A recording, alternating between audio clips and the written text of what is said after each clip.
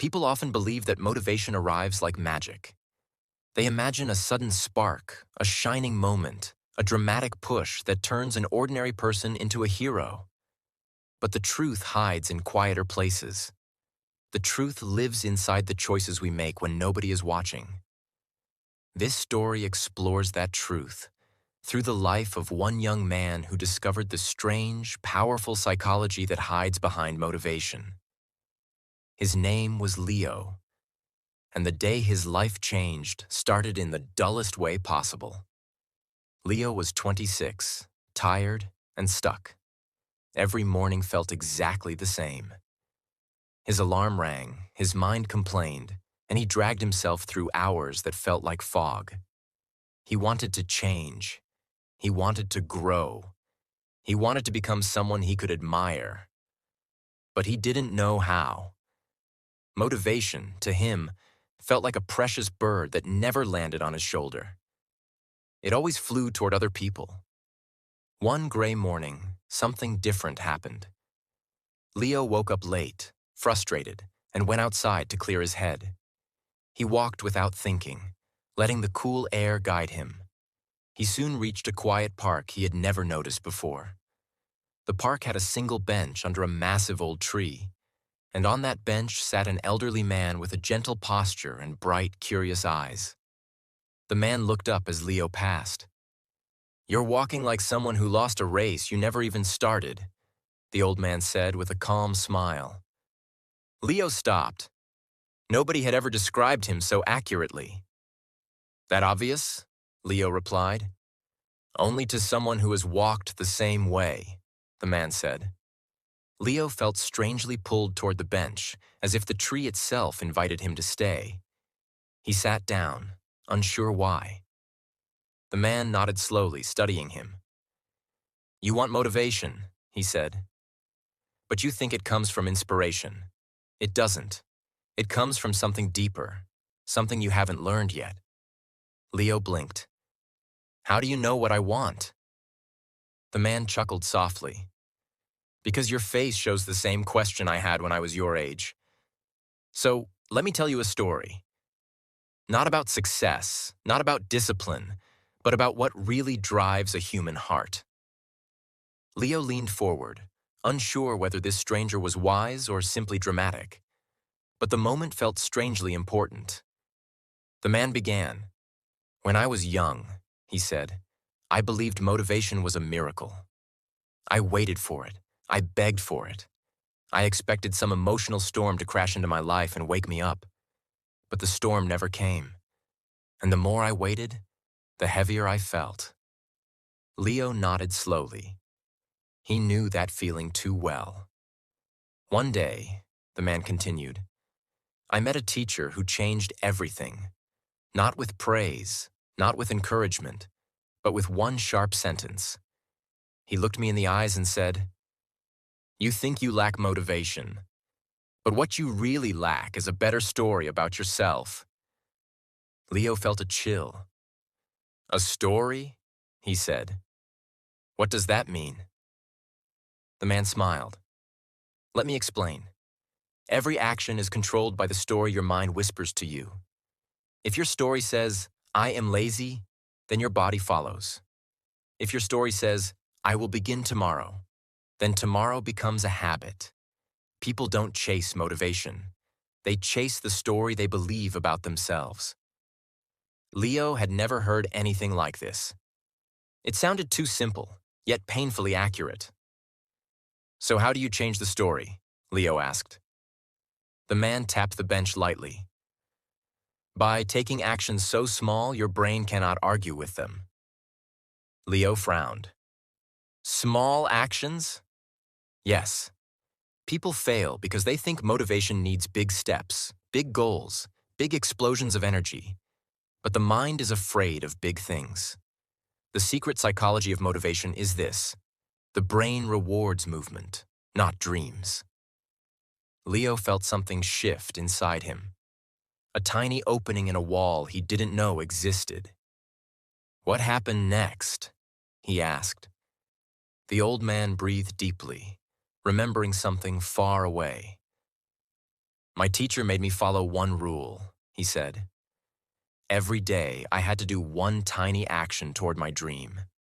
Not a huge task, not a heroic task, just one tiny action I could finish in 1 or 2 minutes. Something so small it felt almost silly. Did it work? Leo asked. The man smiled. It rewired my entire life. Leo couldn't imagine how something so small could change anything. The man continued. The first day, my action was to write only one sentence in a notebook. The next day, one more. After a week, my mind began craving progress. After a month, small actions grew into bigger steps. And within a year, the story I told myself changed. I no longer said, I can't. I no longer said, maybe later. My brain saw evidence that I was someone who takes action. That evidence created motivation. Leo felt his heart beating faster. The man's words felt like puzzle pieces clicking into place. So you're saying motivation comes after action? Leo asked, almost whispering. Always, the man said softly. Action is the spark. Motivation is the flame. Leo looked at his own hands, wondering how many years he had lost waiting for a flame that needed him to strike the match first. The old man leaned back. Let me tell you the second secret, he said. The mind loves winning, but it hates pressure. Big goals create pressure. Small wins create momentum. Leo's thoughts raced. He remembered every failed attempt to improve himself.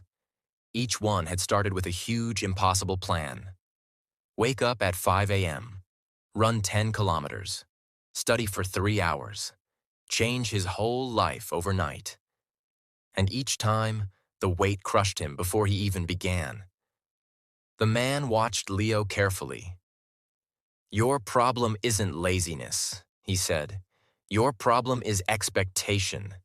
You expect the impossible from yourself, then call yourself a failure when you cannot lift a mountain. Stop lifting mountains. Start lifting pebbles. Leo exhaled slowly. I think I've been lifting boulders my whole life, he said. The man pointed toward a small leaf drifting through the air. Watch that leaf, he said. It moves slowly, but it never stops. And because it never stops, it always reaches the ground. Humans are the same. Consistency is stronger than force. Leo watched the leaf settle softly on the grass. Something about the moment felt strangely symbolic. What's the third secret? Leo asked. The man closed his eyes for a moment. Emotion, he said. Humans don't work like machines. You act based on emotion. You stop based on emotion.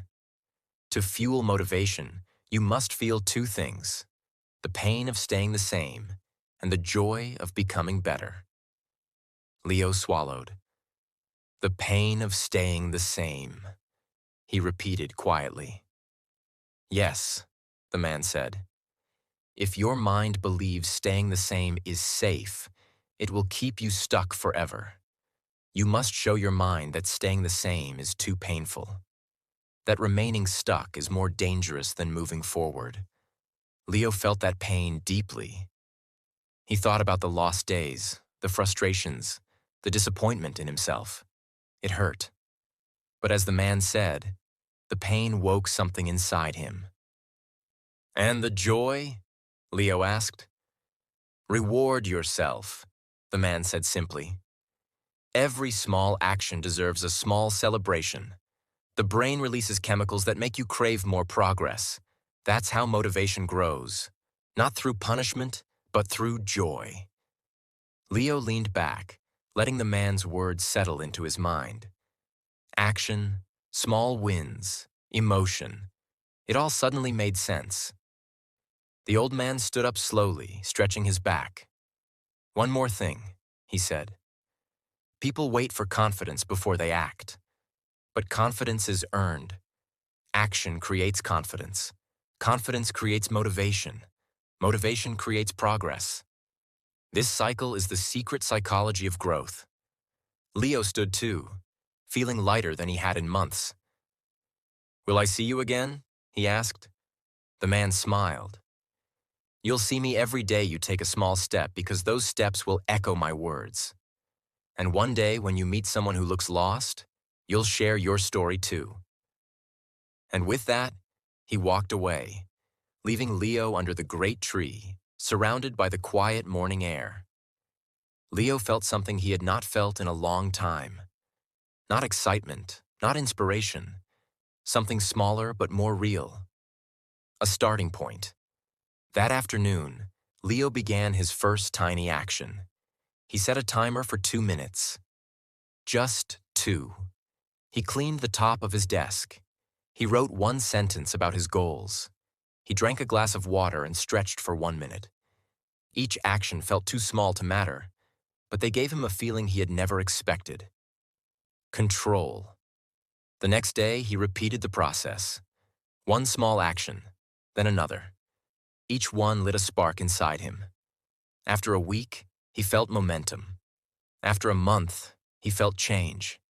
His story was changing. His identity was changing. He no longer saw himself as someone waiting for motivation. He saw himself as someone who moved. And every time he doubted himself, he remembered the old man's words.